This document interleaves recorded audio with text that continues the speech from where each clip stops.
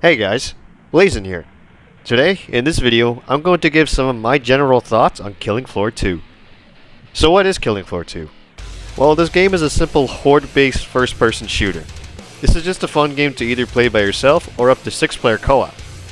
As of the making of this video, Killing Floor 2 is still being updated today, and Tripwire, the developers, confirmed that this year in 2023, the game will continue to be updated with new content.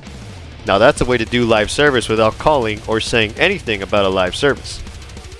The game came out way back in 2016 and you can buy it on Steam or PS4. The Xbox One release came out later in 2017. I'm not sure how the original Xbox One version performs, but I can tell you that the PS4 ran fine. I never played the original Killing Floor back in the day as I didn't have a PC at the time, but I do have it now since it came with my Killing Floor 2 purchase. And I can't say, if I had a PC back in the day, I'd probably play the crap out of the original too. Time for some worky work! When you first start up Killing Floor 2, you might want to mess with your settings in the options menu. Then after that, check out the perks you want to play as. These perks have different playstyles by weapon type. To sum up all these perks real quick, Berserker is all about melee weapons, Commando is all about assault rifles, Support is all about shotguns, Field Medic have special healing grenades, and I'll just say they have unique weapons of their own. Demolitionist is all about grenade launchers and RPG. Firebug has flamethrowers and molotovs. Gunslinger, which is my main perk in this game, is all about pistols and being able to dual-wield them. Sharpshooter is all about snipers. SWAT is all about SMGs. And lastly, Survivalist is sort of the jack of all perks. It's more or less a fun perk to use when playing by yourself, but definitely not an essential perk to have on a team. All these perks, especially post-launch, have a shit ton of weapons to play around with, and there's bound to be more going into 2023.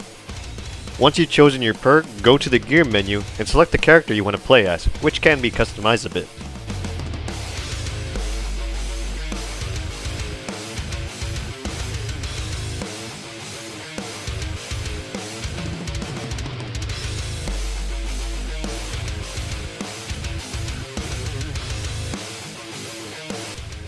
With that being said, we move on to probably the only real negative about this game. That being how it's monetized.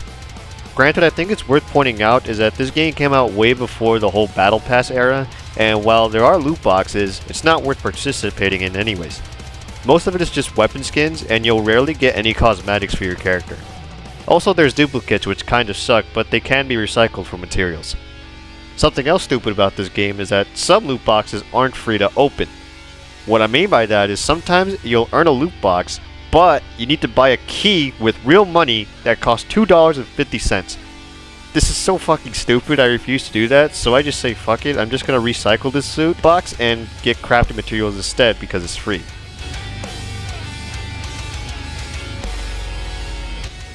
By the way, in this vault menu, this is how you level up per se, just by playing the game, and in this case, I think most of these are free loot boxes, so there you go. Something else that probably pisses me off more than the loot box system is that at some point during Killing Floor 2's life cycle, Tripwire started adding weapons that you have to cough up $10 for. Before that, weapons were just added to the game for free. I strongly disagree with this business decision, as moving into Killing Floor 3 at some point, I hope they don't do this again. I believe their monetization here is good, aside from the loot box system. See, here's a store full of cosmetics I can look at and buy if I want to. I believe that Tripwire does now is add a couple weapons for free, while another couple weapons you gotta pay $10 to $20 for. I hope going into Killing Floor 3, Tripwire, you can charge us for all the cosmetics in the game, that's fine, but weapons should be added for free. And no loot boxes please, but I think we're out of that phase, so thank God. Now that's probably the only negative about Killing Floor 2. The rest of the game is actually fun. At the bottom of the screen here are daily and weekly challenges to help you level up your perks. Oh yeah, did I forget to mention that you can level up your perks? Yeah, you'll want to level them up so you can progress through the higher difficulties, and the highest level for each perk is 25. Moving on to difficulties, you can choose from normal, to hard, to suicidal, and hell on earth.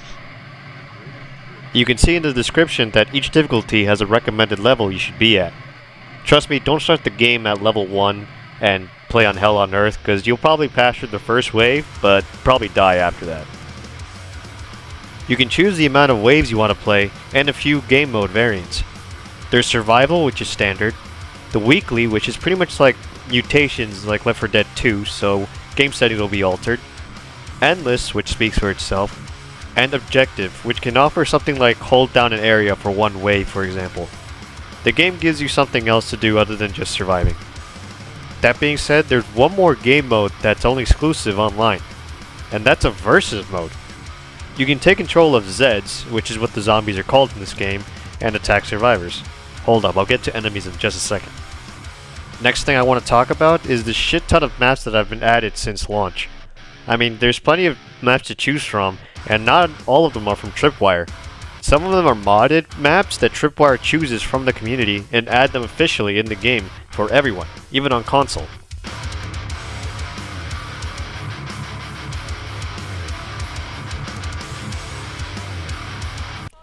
Now, let's finally talk about the gameplay. Well, it's nothing special. Just point, shoot, and kill shit. I should also mention the Zeds scaled depending on how many players are on the map, as well as difficulty. On each map, you can find hidden collectibles that you can melee or shoot. These are just here for achievement hunting, really. Some maps have doors that you can barricade, and some maps have interactables that are usually traps. Each wave you finish, you must find this thing called the Trader Pod, which is the in-game store, and you can purchase whatever you need with your in-game currency called Dosh. You earn Dosh by killing shit.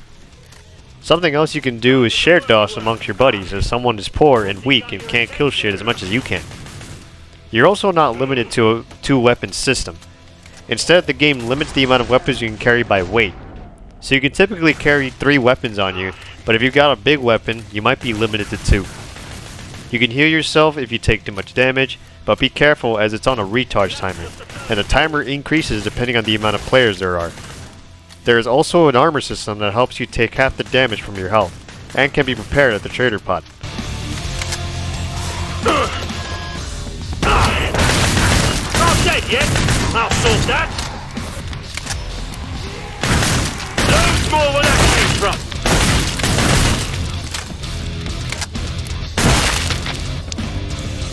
Now that pretty much sums up the core gameplay. Moving on to the Zeds. Break time's over. Get back to work. More Zeds inbound. Starting off with the lesser Zeds, you have the Cyst, Alpha Clot, and Slasher. These are your typical grunts that are weak as fuck, but their biggest strength are in numbers and their ability to grab you, locking you in for other Zeds to come and kill you. The Stalker is the weak stealth type that can go invisible. Very tough to spot, and you'll most likely waste some ammo just trying to find and kill them. The Crawlers are small and walk on all fours. Since they crawl, you have to adjust your aim to look down to kill them. It's a small little attempt to deter you away from the other Zeds, and they're also quicker than the other Zeds as well. They can also be sometimes hard to hit since they're so small. Lastly, you have the Gorefast. These are the toughest lesser Zeds in the class. These guys have swords jammed in their arms that can deal great damage to you. Some of them have both arms or one arm. Some are even smart enough to cover their head if you miss your headshots. Frosties on a rampage! Perfect. Pod is open again. Let's get you restocked. Moving on to the medium Zed class, we have the Bloat. Your typical slow fatty that attempts to throw up bile all over you. What makes it different compared to other zombie fatties is that he wields cleavers to try and attack you as well. Next, the Siren. The Sirens are annoying bastards that scream loud as fuck, which can deal a shit ton of damage to you. They have some armor plating on them, but are weak to the head. Funnily enough, if you are point blank range around them, they'll stop screaming and attempt to bite you instead. Next we have the Husk. The Husk is the ranged Zed type. It has a cannon on its right arm that is able to shoot fireballs. Next up, the large Zed class. First up, the Scrake. The Scrake is a big mofo that wields a fucking chainsaw. And of course, being a large Zed, the Scrake does a lot of damage and has a lot of health. Lastly, the Flesh Pound. The Flesh Pound is going to be the biggest threat out on the field, and these guys can fuck your team up. They wield 2 fucking drills on both arms, and these motherfuckers will run faster at you than even the Scrake. So take these guys out before they take you out. Now that is pretty much the majority of the Z types. I left a few more out on purpose because I believe you should experience them for yourselves. However, there is one more Z class you must know about. Watch it, siren! Come on! Crap, it's not hostile! Not dead yet! I'll sort that! Sword off! We've got a siren! Not exactly... Live wisely. You've got a real fight ahead. I will crush you all like little Mooka. It will be my... what shall I call it? My entertainment break. Come out, little pigs! Come out, wherever you are! The Boss Z class. That's right, at the end of each game, there is a boss waiting for you at the end. Now when this game launched, it only launched with 2 bosses, but now there's a total of 5. However, I'm only going to go over 2 of them. The rest I'll let you experience for yourself. First up, Dr. Hans Walter. This boss is German, dual wields 2 MP44s with bayonets attached, and can activate energy shields depending on his health level. He'll also stop at certain points to throw a fucking shit ton of grenades onto the field. They could vary from either smoke, to frags, to poison. He also has a thruster and attempt to dodge your shots, and sometimes he'll put his weapons away, sprint wildly at a player, rake the living shit out of them, hug them to steal the player's health away and go on to him. And that about sums up Hans. Moving on to the Patriarch. Die, die, die, die, die!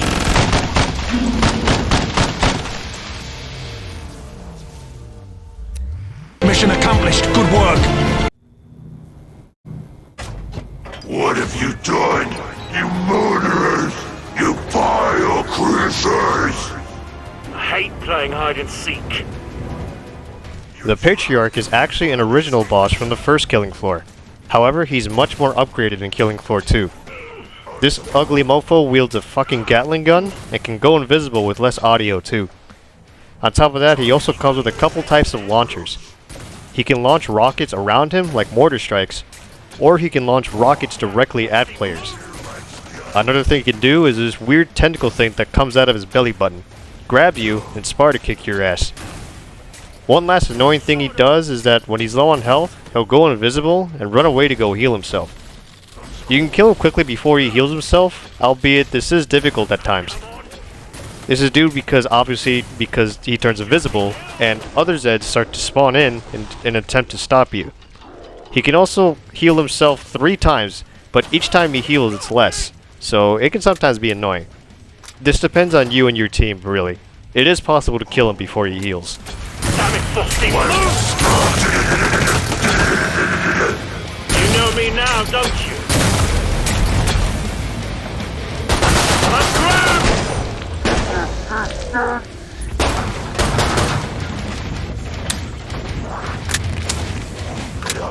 One in the Found ammo. The Zed's nearly dead!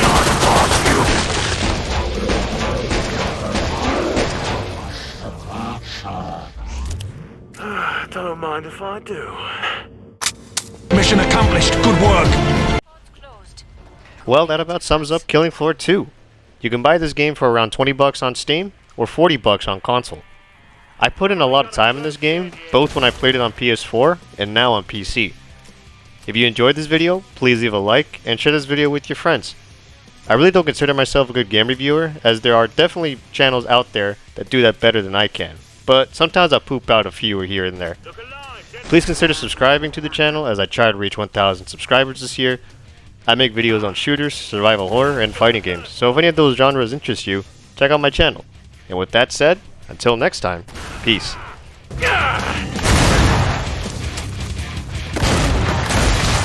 Got this, bad boys!